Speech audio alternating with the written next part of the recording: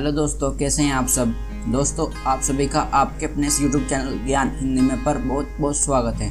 दोस्तों, आज के वीडियो में हम बात करेंगे कि नेपाल के युवराज ने क्यों किया था शाही परिवार का खात्मा। तो वीडियो को अंत तक जरूर देखें, आपको इसमें बहुत ही रोचक जानकारी मिलने वाली है। दोस्तों, नेपाल नरेश के निवास स्थान नारायण हिती महल के तिरुभुवम सदन में 1 जून 2001 की शाम एक पार्टी होने वाली थी और इसके मेजबान थे युवराज दीपेंद्र। हर नेपाली महीने के तीसरे शुक्रवार को होने वाली इस पार्टी की शुरुआत महाराजा वीरेंद्र ने 1972 में राजगद्दी संभालने के बाद की थी। दोस्तों, 20 साल पहले 1 जून 2001 को नेपाल के युवराज दीपेंद्र ने अपने पूरे परिवार को गोली से उड़ा दिया था। उस दिन नारायण हिती महल में क्या हुआ था बता रहे हैं आपको इस वीडियो में। दोस्तों, 1 महीने पहले मई में ये पार्टी महेंद्र मंजिल में हुई थी, जहां महाराज वीरेंद्र की सौतेली मां और पूर्व नेपाल नरेश महेंद्र की दूसरी पत्नी रत्ना देवी रहा करती थी। कमीज और पतलून पहने हुए युवराज दीपेंद्र अपने एडीसी मेजर गजेंद्र बोहरा के साथ शाम 6:45 पर ही बिलियर्ड्स रूम पहुंच चुके थे। उन्होंने मेजर बोहरा के साथ कुछ देर बिलियर्ड्स के साथ कुछ शॉट्स की प्रैक्टिस की थी। पार्टी में सबसे पहले पहुंचे थे महाराज वीरेंद्र के बहनोई और भारतीय रियासत सरगुजा के राजकुमार रह चुके महेश्वर कुमार सिंह। जब वह बिलियर्ड्स रूम में घुसे तो युवराज दीपेंद्र ने उनका स्वागत किया। उन्होंने उनसे पूछा, आप क्या पीना पसंद करेंगे। महेश्वर सिंह ने जवाब दिया, फेमस ग्राउस। थोड़ी देर में लाल साड़ी पहने महारानी ऐश्वर्य और महाराजा वीरेंद्र की तीनों बहनें राजकुमारी शोभा, शांति और शारदा भी पहुंच गई। करीब 7:40 पर दीपेंद्र के चचेरे भाई पारस अपनी राजकुमारी कोमल, बहन प्रेरणा और पत्नी इमानी के साथ पहुंचे थे। दोस्तों, महाराज वीरेंद्र को आने में थोड़ी देर हो गई क्योंकि वो एक पत्रिका के संपादक माधव रिमाल को इंटरव्यू दे रहे थे। इस बीच महारानी की मां अपनी मर्सिडीज में पहुंची। उनके एक हाथ में उनका पर्स और दूसरे हाथ में जलने वाला पंखा था। वह बिलियर्ड्स रूम में सटे एक कमरे में सोफे पर जाकर बैठ गई थी। कुछ ही मिनटों बाद बिलियर्ड्स रूम का दरवाजा खुला और महाराजा वीरेंद्र अंदर दाखिल हुए। वो कार से आने के बजाय अपने दफ्तर से पैदल चलकर वहां पहुंचे थे।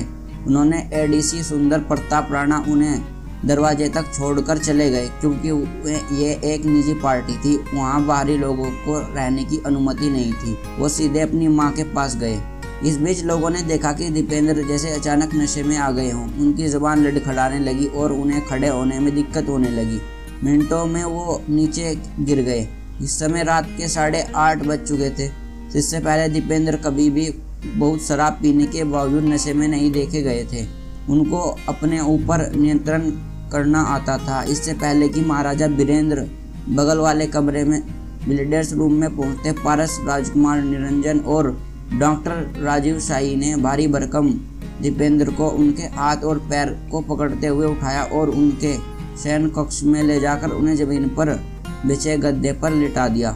उन्होंने शयन कक्ष की बत्तियां बुझाई और वापस पार्टी में लौट आए। जोनाथन ग्रेगसन अपनी किताब मैसेकर एट द प्लेस में लिखते हैं, कमरे में अकेला छोड़ दिए जाने के बाद दीपेंद्र बाथरूम में गए और उन्होंने उल्टी की। उन्होंने फिर एक सैनिक वर्दी पहनी। उसके ऊपर उन्होंने काले मोजे, एक जैकेट, सैनिक बूट और काले चमड़े के दस्ताने पहने। इसके बाद उन्होंने अपनी पसंदीदा 9mm पिस्टल और MP5 के सब मशीन गन और कोल्ट M16 राइफल उठाई और बिलियर्ड्स रूम की तरफ चल पड़े।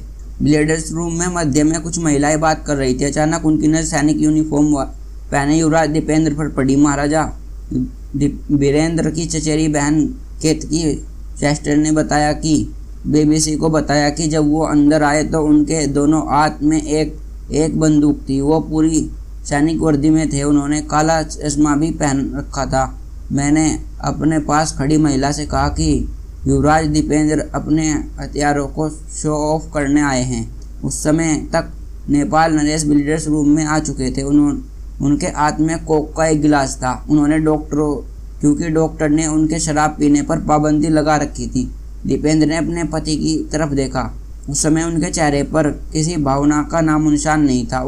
अगले ही सेकंड उन्होंने अपने दाहिने हाथ से जर्मनी में बनी अपनी MP5 के सब मशीन गन का ट्रिगर दबाया। उसकी कई गोलियां छत पर लगी और उसका कुछ प्लास्टर उखड़कर नीचे गिर गया।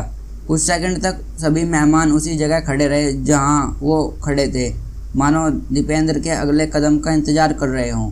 उन्हें लगा कि दीपेंद्र कोई खेल खेल रहे हैं और गलती से उनकी बंदूक से गोली निकल गई है। जोनाथन ग्रेगसन अपनी किताब मैसेकर एट द प्लेस में लिखते हैं, शुरू में नेपाल नरेश ब्लीडर्स की मेज के बगल में बिना हिले डुले खड़े रहे। फिर उन्होंने दीपेंद्र की तरफ एक कदम बढ़ाया। दीपेंद्र ने बिना कोई शब्द कहे वीरेंद्र पर 3 गोलियां चलाई। कुछ देर तक वो खड़े रहे, यहाँ तक कि उन्होंने स्लो मोशन में अपना गिलास मेज पर रखा। इस बीच दीपेंद्र मुड़े और ब्लीडर्स रूम से निकलकर गार्डन की तरफ चले गए। 3 सेकंड बाद लोगों को एहसास हुआ कि दीपेंद्र की गोली महाराज वीरेंद्र की गर्दन के दाहिने हिस्से में लगी है। केत की चेस्टर बताती हैं, हम देख सकते थे कि महाराज शॉक में थे। वो करीब स्लो मोशन में नीचे गिरे। इस बीच नेपाल नरेश के दामाद कैप्टन राजीव शाही ने अपने गरे रंग के कोट को उतारकर महाराज की गर्दन पर लगा दिया ताकि उससे निकलने वाले खून को रोका जा सके। वीरेंद्र अब तक बेहोश नहीं हुए थे। उन्होंने अपनी दूसरी चोट की तरफ इशारा करते हुए कहा, राजू पेट में भी। तभी महाराज वीरेंद्र ने अपना सिर उठाने की कोशिश की और नेपाली में बड़बड़ाए कि गार देखो, यानी तुमने क्या कर दिया। ये उनके आखिरी शब्द थे। तभी दीपेंद्र ने कमरे में दोबारा प्रवेश किया। तब तक उन्होंने इटली में बनी अपनी गन नीचे गिरा दी थी। अब उनके हाथ में M16 राइफल थी। अस्पताल में ले जाने के बाद उनकी मौत हो गई। नेपाल नरेश वीरेंद्र के छोटे भाई ज्ञानेंद्र 3 दिनों के अंदर नेपाल के तीसरे राजा बने, लेकिन नेपाल की राजशाही इस झटके से कभी उबर नहीं पाई और 2008 में नेपाल ने राजशाही को त्याग कर गणतंत्र का रास्ता चुना। प्यारे दोस्तों, अगर आपने अभी तक हमारे यूट्यूब चैनल को सब्सक्राइब नहीं किया है तो आप हमारे यूट्यूब चैनल को सब्सक्राइब कर लें और उसके पास वाले बेल आइकन को भी जरूर दबाएं, जिससे आपको आने वाले वीडियो का लेटेस्ट अपडेट मिलता रहे।